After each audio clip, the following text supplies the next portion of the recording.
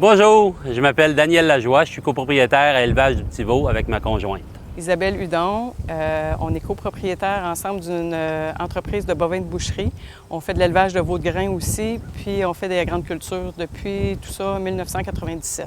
Je vais vous raconter les histoires qui sont arrivées sur la ferme, des accidents, des incidents qui ont heureusement bien terminé ici. Tout ça dans le but d'éviter que d'autres commettent des erreurs souvent qui peuvent être plus fatales à ce moment-là.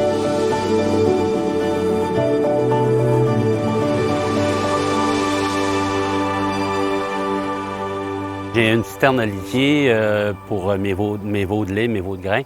Et je fais l'épandage. Puis je voulais en profiter le maximum pour faire l'épandage plus tard l'automne, dans cette période-là. C'était au mois de septembre. J'avais terminé quasiment ma journée. C'était mon dernier voyage. C'est arrivé en descendant la côte à Saint-Germain. C'est une route qu'on appelle la route de Saint-Germain, la route du Mississippi. C'est une route qui est en gravelle, donc il faut aller très, très, très lentement, puis il faut faire attention avec les freins. Puis c'est un réservoir de 4400 gallons qu'on utilise avec ce tracteur-là. Le dernier voyage, quand j'ai tourné au bout du rang, il y avait un obstacle qui avait été échappé, qui avait été mis au sol. Donc j'ai pris la courbe un peu plus grande pour tourner. Puis à ce moment-là, ils avaient fait des travaux, eux autres, d'asphaltage dans l'été. Et l'accotement était très faible. Puis j'avais gardé la conduite sur le réservoir en fonction. Puis en tournant, en prenant plus grand, ce que ça a fait, c'est que le réservoir, il en a pris aussi plus grand pour tourner. Puis à ce moment-là, bien, c'est recommandé de barrer la conduite, mais il restait un voyage, on dit on va faire comme ça. Puis ça avait bien été les autres fois d'avant. Puis j'en ai pris un peu plus grand pour tourner. Puis au moment où j'ai tourné, le tracteur, lui, était complètement sur le rang. Par contre, le réservoir a ramassé le bord de l'accotement. L'accotement n'était pas assez large et assez solide. Aujourd'hui, ils ont fait des travaux, la municipalité ont élargi, mais par contre, à ce moment-là, c'était pas fait. Et le réservoir a amené le tracteur dans à peu près un écart d'à peu près 7-8 pieds de profond. Puis le réservoir a viré au complet, en emmenant le tracteur, puis j'ai fait du top complètement. Puis je me suis ramassé la tête en bas, le tracteur complètement écrasé.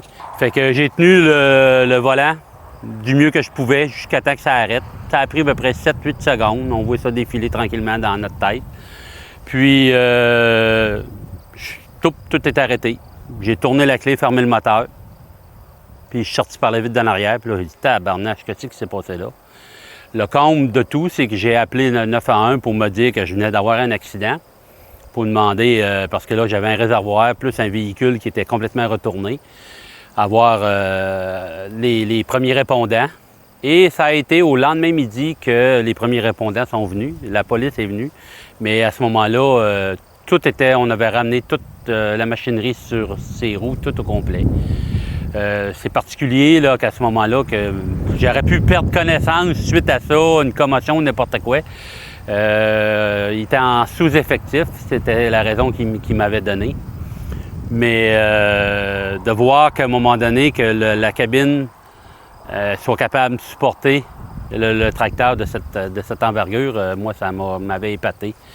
Ce qui est malheureux, c'est que ça a pris 6 mois avant d'en venir en bout de tout réparer ça avec les pièces, tout le kit, parce qu'il y en avait pour au-dessus de 100 000 $ de réparation à mettre dessus.